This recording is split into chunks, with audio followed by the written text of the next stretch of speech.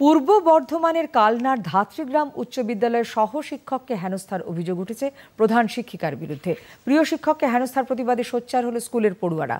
আজ স্কুলের সামনে বর্ধমান রোড অবরোধ করে প্রতিবাদ জানায় পড়ুয়ারা। সহশিক্ষক দেরি করে আসার কারণ জানতে চাইলে প্রধান শিক্ষিকা তার উপর চড়াও হন এবং তাকে হেনস্থা করা হয় বলে অভিযোগ। যদিও প্রধান শিক্ষিকার দাবি তার বিরুদ্ধে যে অভিযোগ উঠেছে তা সর্বৈব মিথ্যা।